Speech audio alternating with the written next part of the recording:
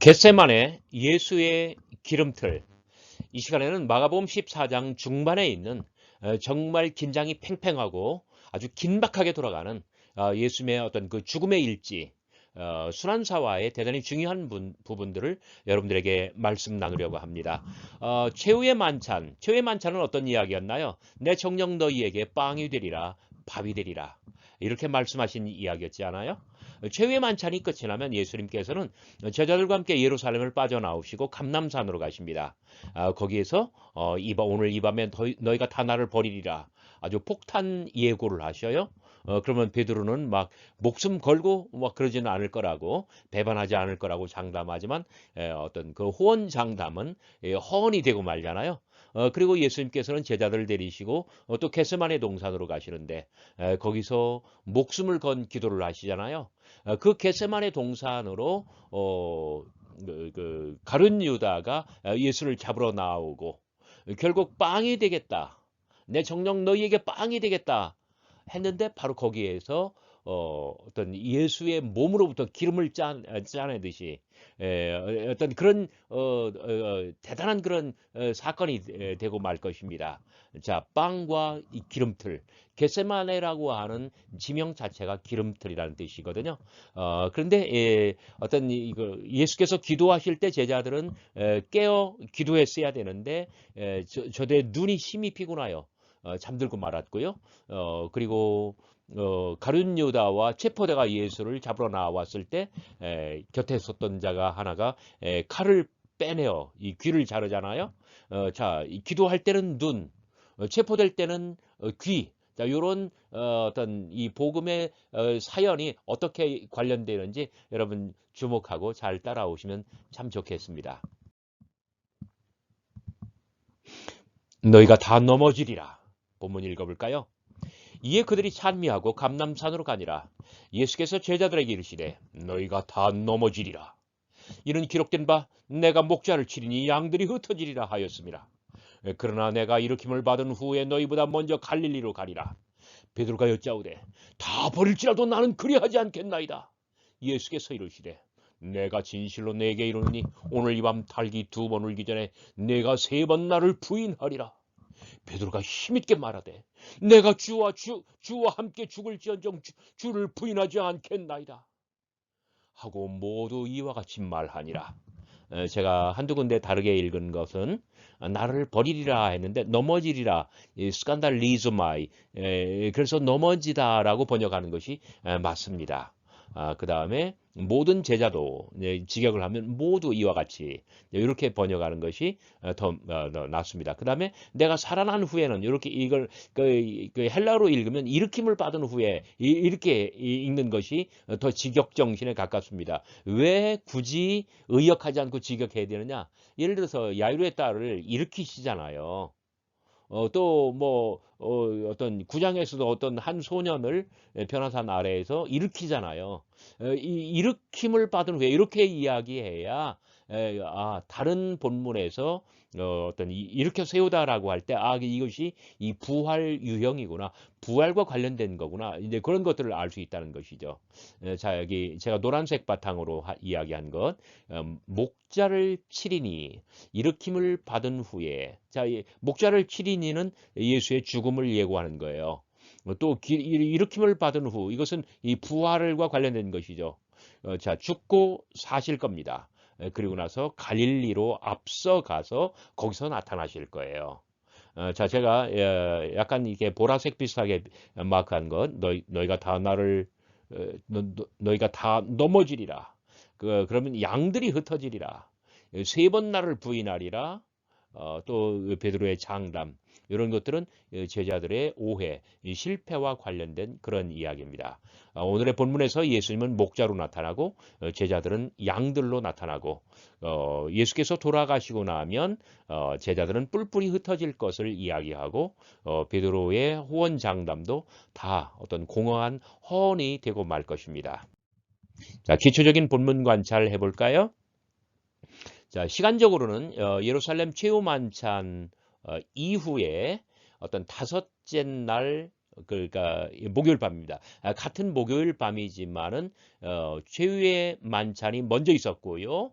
자, 예루살렘에서 그리고 훨씬 더 깊은 밤, 아마 새벽으로 치닫는 그 시간대입니다. 자, 공간적으로는 예루살렘을 빠져나와 벳박의 감람산에서의 일입니다.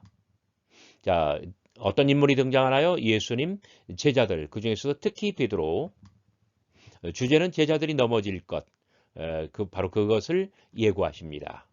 자, 이 고난과 부활, 목자를 치리니, 그러니까 고난이에요. 그다음에 일으킴을 받은 후에 부활이에요.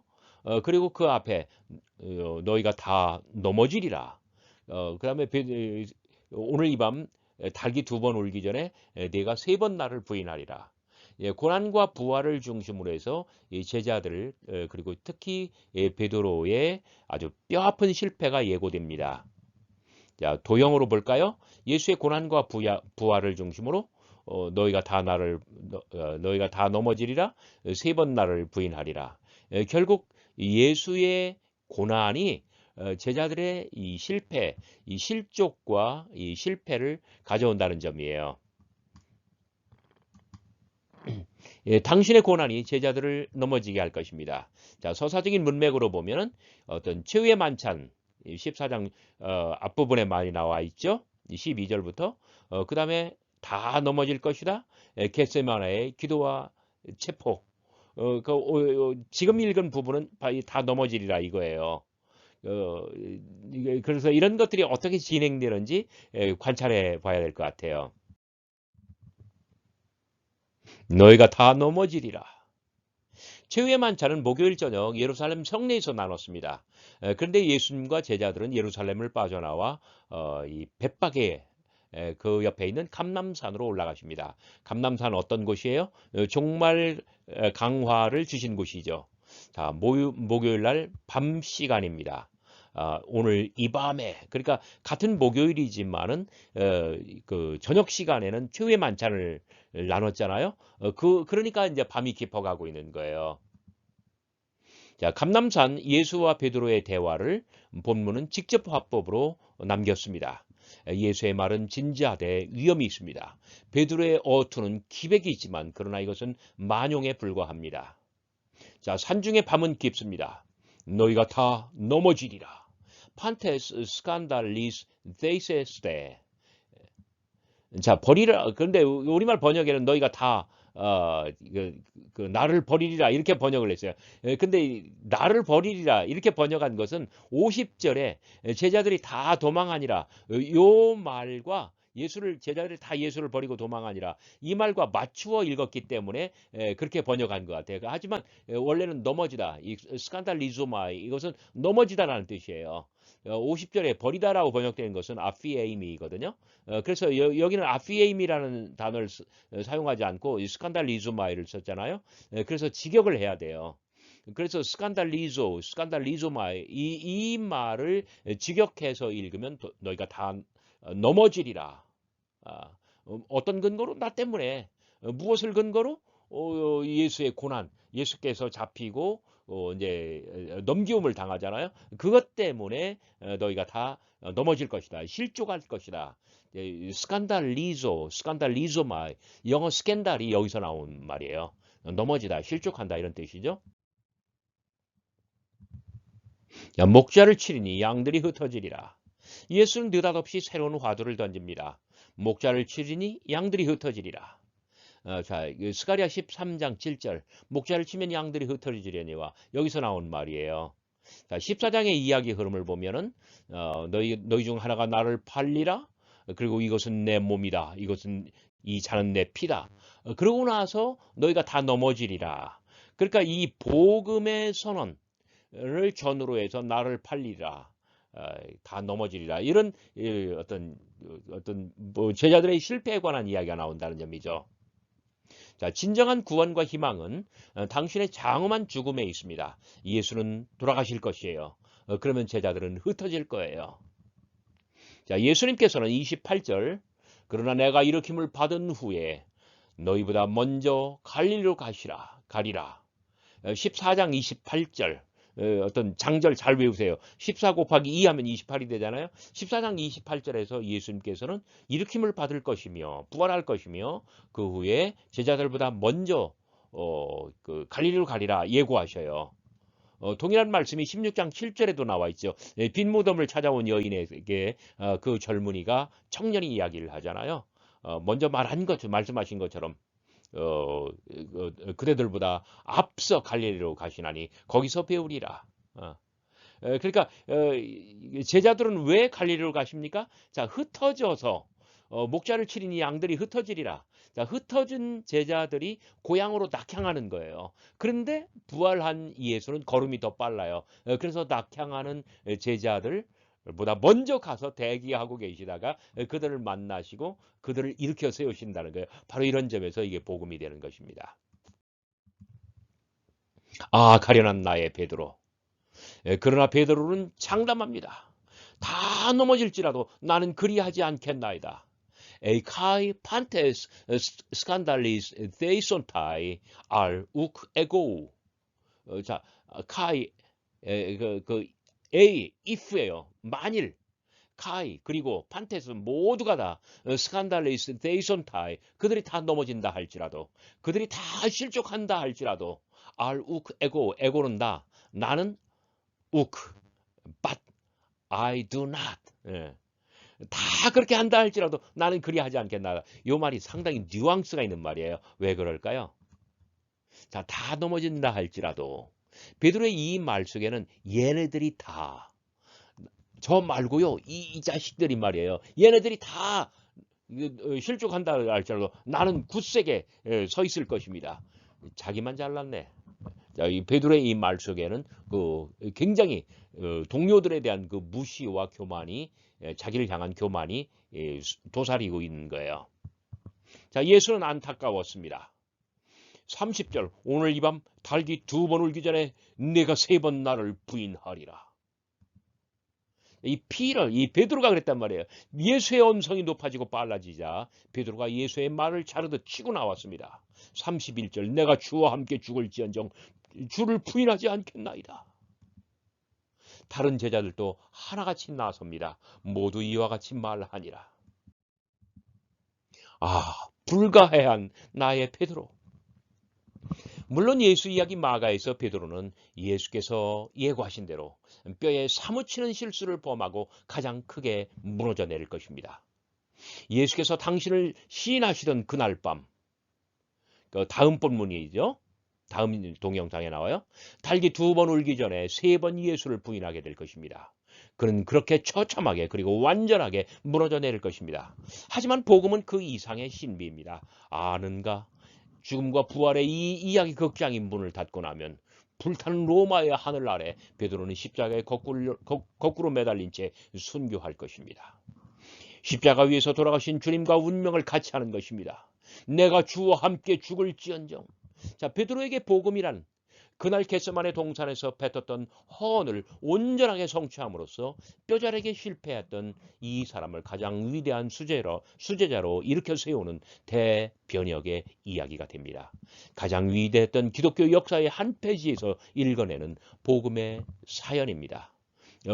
베드로는 정말 내가 주와 함께 죽을지언정 그러나 얼마나 이게 헛된 말이 되고 말았어요. 그런데 거기서 끝나는 게 아니라 그렇게 베드로의 뜨거운 눈물이 있기 때문에 베드로는 다음에 수제자가 될 수 있다는 그런 이야기예요.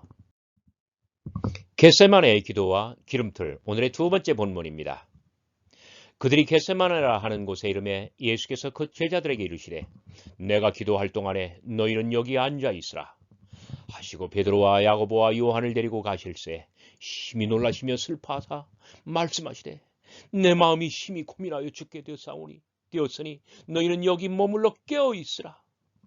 조금 나아가사 땅에 엎드려 될 수 있는 대로 이 때가 자기에게서 지나가기를 기도하여 이르시되 아빠 아버지여 아버지께는 모든 것이 가능하오니 이 잔을 내게서 옮기시옵소서.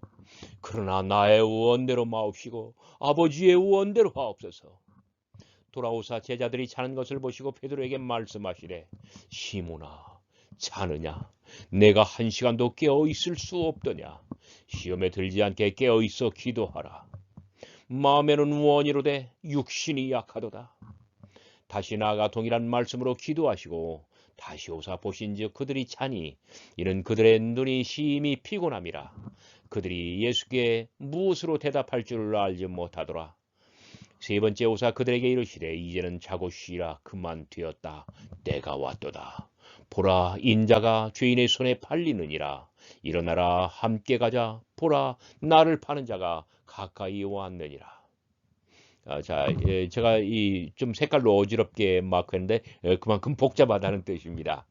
자, 우선 그 붉은색으로 마크한 것은 예수님의 어떤 복음적 행위입니다. 내가 기도할 동안에, 자, 기도한다는 단어가 네 차례 반복되고 있습니다. 내가 기도할 동안에 이때가 자기에게서 지나가기를 기도하여 이르되, 우리말로는 구하여라고 했지만은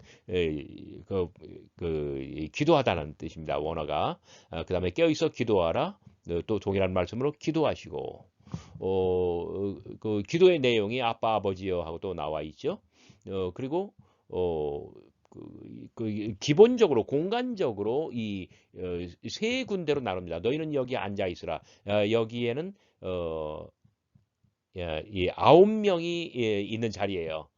그리고 베드로, 야고보, 요하나에게는 너희는 여기 머물러 있으라. 이만큼 떨어져 있어요. 그리고 당신은 조금 더 나아가서, 그러니까 불과 몇 미터예요.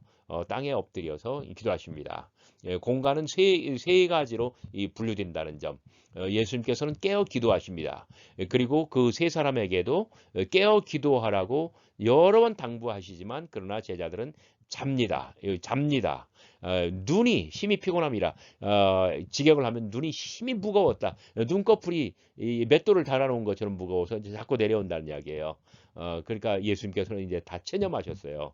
그러니까 세 번 돌아오는 거, 1, 2, 3 기억하시기 바랍니다. 자, 간단한 본문 관찰. 시간적으로는 예루살렘의 다섯째 날, 더 깊은 밤, 이제 새벽으로 가고 있습니다. 공간적으로는 어느새 예루살렘 겟세마네 동산에 와 있죠. 자, 인물로는 예수와 제자들, 특히 베드로, 야고보, 요한의 이야기가 많이 나오네요. 그리고 주제어로는 기도하다, 자다, 깨다, 눈, 산. 자, 주요 쟁점으로는, 자, 왜 예루살렘으로 왔을까? 조금 직전 본문은 감남산이었잖아요. 자, 여기서 세 제자들은 이 잠의 나락으로 떨어집니다. 거기서 눈을 굉장히 강조합니다. 눈이 심히 무거워서 그랬다. 자, 겟세마네의 기름틀. 겟세마네, 오일 프레스, 기름틀이라는 뜻입니다. 기드론 골짜기 북쪽에 위치해 있습니다. 예루살렘 성전을 황금문으로 빠져나와 동쪽으로 기드론 골짜기를 건너 감람산 쪽으로 오르는 바로 그 기슭에 있습니다. 그러니까 예루살렘에서 기드론 골짜기를 건너야 오르막에 이 겟세마네 동산이 있다는 이야기예요. 자, 잘 익어 탐스런 열매, 그걸 사정없이 으깨고 짓눌러 향내나는 기름을 거두어 모으는 것, 바로 이것이 이 기름틀이에요. 자, 공간적인 구도로 볼 때는 어떤 각자의 자리, 그러니까 9명한테는 너희는 여기 앉았으라, 3명한테는 여기 머물러 깨어 기도하라, 그리고 당신의 자리는 좀 더 나아가서 그 땅에 엎드려서, 여기 땅의 에피테이스 게이스가 마치 씨가 땅에 떨어진다 할 때 그 땅에와 동일한 단어입니다. 자, 여기 기름틀. 자, 요 이미지를 잘 생각하시기 바랍니다. 자, 예수의 몸, 예수의 육신, 예수의 소마, 그거를 으깨고 짓눌러 아주 이게 짓눌러 짜면 그때 기름이 나와요. 예수의 몸이 이제 이렇게 될 거라는 바로 그런 연상을 가지시기 바랍니다. 그러면 최후의 만찬에서 내가 정녕 너희에게 빵이 되리라 했을 때 그 빵과 관련될 수 있다는 점이죠. 아시겠어요?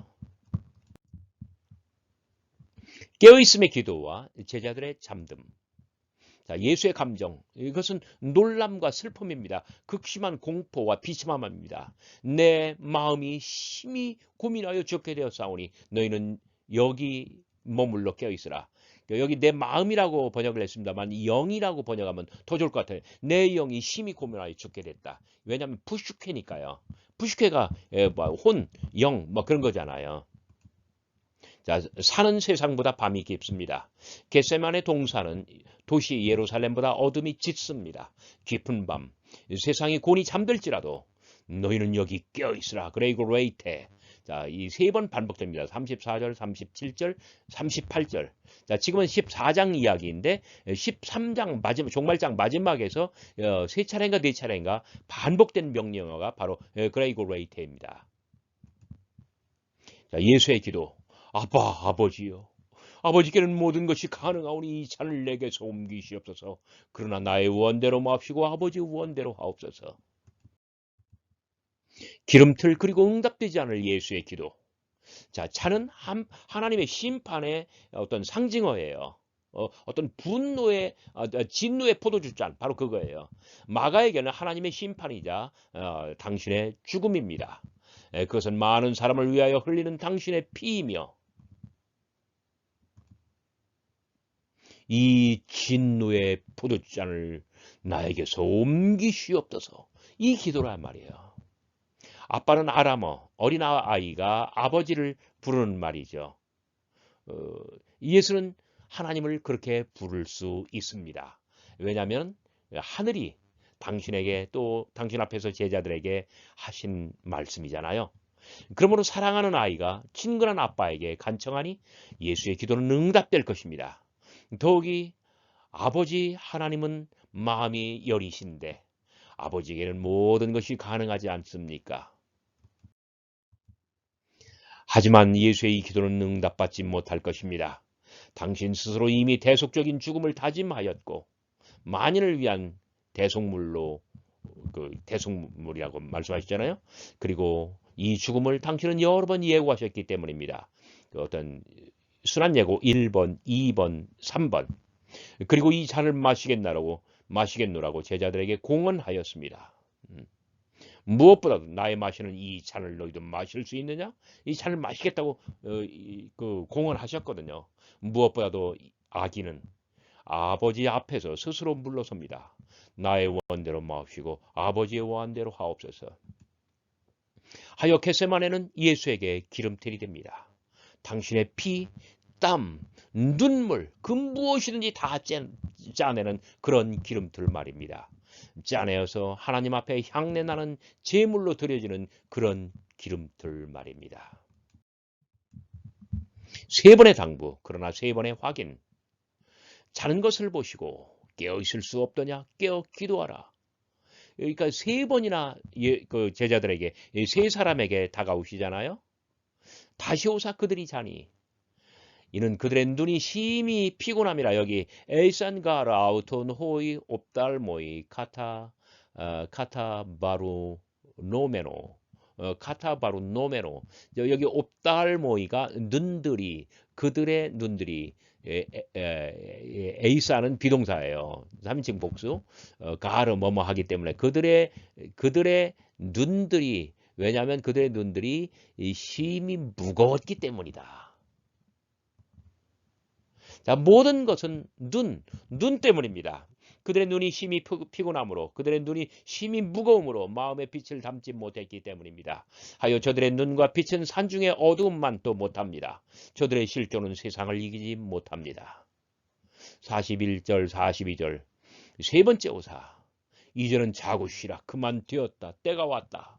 보라, 인자가 사람의 아들이 죄인의 손에 팔리오니라. 일어나라, 함께 가자. 보라, 나를 파는 자가 가까이 왔도다.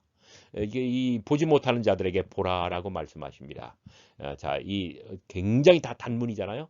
아주 많은 문장으로 구성이 되어 있습니다. 그만큼 이 어떤 이제 뭐랄까요? 긴박하게 진행되며 예수는 제자들에 대해서 다 체념했다는 것을 뜻합니다. 검귀, 검과 귀. 자, 마지막 본문입니다. 예수께서 말씀하실 때 곧 12 중 하나인 유다가 왔는데 대제사장들과 서기관들과 장로들에게 파송된 무리가 검과 몽치를 가지고 그와 함께하였더라.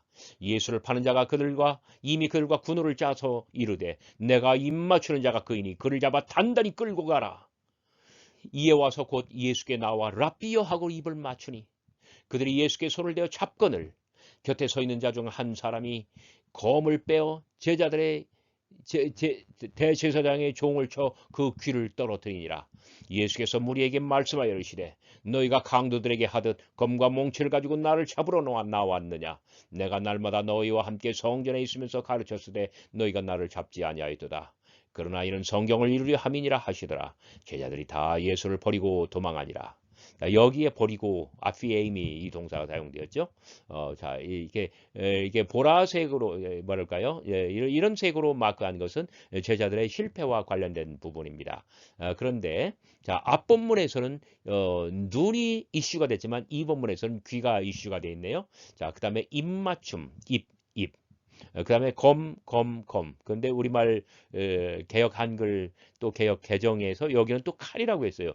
동일한 마카이로스인데 참 우리말 번역이 굉장히 어설퍼요. 검, 칼, 검, 검 해야죠. 자, 검이 귀를 자르네요. 그래서 검귀라고 제가 어떤 상상력을 발휘한 겁니다. 그러니까 검과 귀. 자, 대서장하면 사내들인 온 공회 생각하시기 바랍니다. 자, 기초적인 본문 관찰. 시간은 예루살렘 역시 다섯째 날 아주 깊은 밤입니다. 새벽일 것입니다. 공간적으로는 예루살렘 겟세마네 동산입니다. 인물로는 예수, 대서장, 그들에게서 파송된 무리, 체포되죠. 그리고 함께 있는 자들이라고 표현을 했지만은 제자들이었을 것입니다. 유다 그리고 곁에 섰는 자, 귀 잘린 자예요. 자, 유다는 언제나 12 중 하나로 묘사되고 있다는 점. 자, 주제어는 기도하다, 자다 깨다, 눈찬. 죄송합니다. 잡다. 자, 이런 말이 더 많이 나왔고요. 자, 반복되는 주요 어휘로는 입맞춤, 검, 잡다, 따르다, 도망하다. 자, 주요 쟁점, 제자들의 실패. 그러니까 유다는 배반하고 다음 본문에 다음 동영상에서 베드로는 3번 부인하며 처참하게 무너져 내릴 것입니다. 베드로의 가룟 유다의 배반은 결정적이죠. 자, 그리고 이제 검과 귀.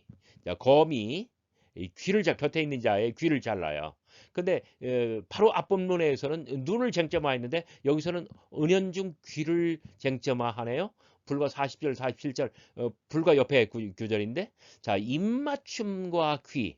자, 눈과 귀라고 했어요. 눈은 보는 기관, 귀는 듣는 기관. 근데 입맞춤, 입은 말하는 기관이잖아요. 이것은 빛에 관한 거지만, 이것은 어떤 소리에 관한 거예요. 그래서 이러한 것들이, 어떤, 그 1번은 누구나 다 모든 신학학자가 다 알아맞힐 수 있는 그러한 쟁점이에요. 그런데 2번, 3번, 4번으로는 여간 한 여느 신학자들은 성서 신학자들은 보지 못하는 부분입니다. 갑속의 검, 입속의 혀. 예수를 파는 자의 지휘 아래 체포대가 나와왔다. 검과 몽치로 무장한 체포대의 움직임은 일사불란하다.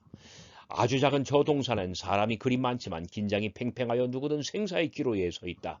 군호는 입맞춤. 입과 입이 서로 만나고 가장 보드라운 입술이 가장 예민한 입술을 탐한다. 유다의 입술은 달콤하지만 그것은 예수를 파는 자가 위장한 위선의 입맞춤이다. 아니 그것은 몸이 결박에 대한 신호탄이다.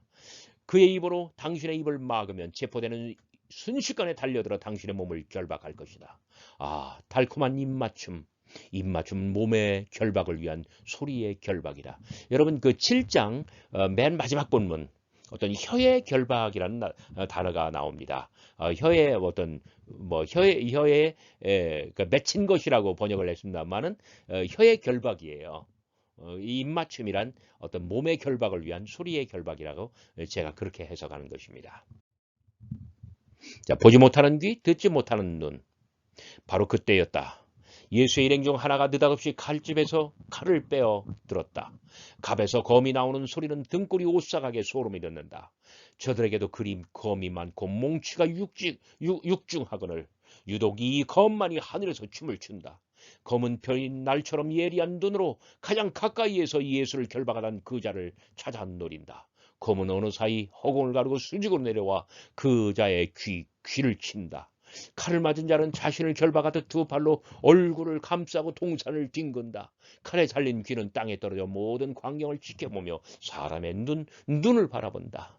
칼이 겨냥한 것이 귀라면 눈이 바라볼 것은 하늘인데 하여 통치자의 궁에선 예언자의 머리가 몸에서 분리되어 소만에 담겨 나오고 거룩한 기도의 땅에선 한 가련한 자의 귀가 머리서 분리되어 동산 위를 구른다. 제가 6장의 세례 요한의 죽음과 관련해서 이 장면을 상상하였습니다. 그래요. 보지 못하는 귀. 귀는 듣는 기관이지만 보아야 해요. 눈은 보는 기관이지만 들어야 해요. 그러니까 앞본문에서 눈이 고장나서 정말 깨어 기도할 수가 없었어요. 이 본문에서는 듣지 못하도록 귀를 잘라내요. 혀가 결박되듯 예수도 결박되다. 제자들이 불민과 마비에 사로잡혀 있을 때 칼과 몽치는 예수를 결박하였다. 묶여 있는 당신은 더 이상 우리를 지킬 수 없다. 파수하지 못한 제자들은 하나같이 묶인 예수를 버렸다. 그리고 숲속으로 어둠 속으로 뿔뿔이 흩어져 도주하였다. 칼의 춤도 멈추었다. 몽치의 시위도 끝이 났다. 스승은 포승줄에 묶인 채 시면보다도 깊은 저 어둠 속으로 끌려간다. 실족한 제자들을 구하러 앞서가기 위해 애써 버림받음의 길로 죽음의 길로. 알몸으로 도망한 청년, 진짜 마지막 본문입니다. 한 청년이 벗은 채로 세마포를 두르고 예수를 따라가다가 무리에게 잡힘에 세마포를 버리고 벗은 채로 도망하니라. 자, 두 구절이지만 굉장히 중요한 본문입니다. 한 청년, 네아니스코스, 세마포라고 번역을 하는 것이 좋습니다. 배운 입을. 그러나 두 번 다 세마포라고 하는 게 좋아요. 왜? 15장 마지막 본문에서 아리마대 요셉이 거기 동일하게 센도온, 여기 센도오나, 거기 동일하게 센도오나, 원래는 센도온이에요. 센도온을 대격으로 쓰면 센도나가 되죠. 이 장에 가서 이 센도나를 사가지고 예수의 어떤 몸의 장례를 치러드리거든요. 거기 세마포라고 되어 있기 때문에 여기도 세마포라고 번역하는 것이 옳습니다. 두르고 페리베블레메노스, 그 다음에 이 어떤 벗은 몸으로라고 했지만 몸 소마라는 단어가 안 나와요. 그냥 여기 굼노스 벗은 채로라고 하는 것이 더 좋습니다. 예수께서 잡힐 때 제자들은 도주했습니다. 제자들이 다 예수를 버리고 도망하니라. 다급히 도주하는 제자들의 발자국 소리가 동산에서 아득히 멀어지면 그들의 존재도 자연스럽게 예수의 이야기 무대에서 아련히 사라질 것입니다. 발자국 소리와 함께. 그러니까 50절이 제자들의 마지막 장면이란 말이에요. 제자들이 사라진 그 시간, 그 언덕에서 끝내 예수를 따르려던 마지막 한 사람이 있습니다. 청년 네아니스코스, 오직 마가복음에만 등장하는 바로 그 사람입니다. 그래서 그래서 많은 사람들이 이 사람을 마가라고 생각을 하는 거예요. 그는 죽음의 언덕에서 끝내 예수를 따르려 합니다. 그러나 죽음의 세력은 호련히 등 뒤에서 덮쳐왔습니다 하여 마지막 남은 그 한 사람마저 잡히고 말았습니다. 하지만 그들이 잡은 것은 단지 그의 겉옷뿐이었습니다. 천신만고 끝에 몸뚱아리는 간신히 빠져나왔습니다. 알몸이 되어서 내달았고 목숨만은 겨우 건졌습니다. 그래도 끝까지 예수를 따르는데 실패한 것은 그도 제자들과 한 가지였습니다. 그런데 이자가 어떻게 복음의 가장 위대한 증언자가 될 수 있을까요? 마가복음 마지막까지 따라오시기 바랍니다. 여러분 긴 이야기 잘 시청해 주셔서 대단히 감사합니다.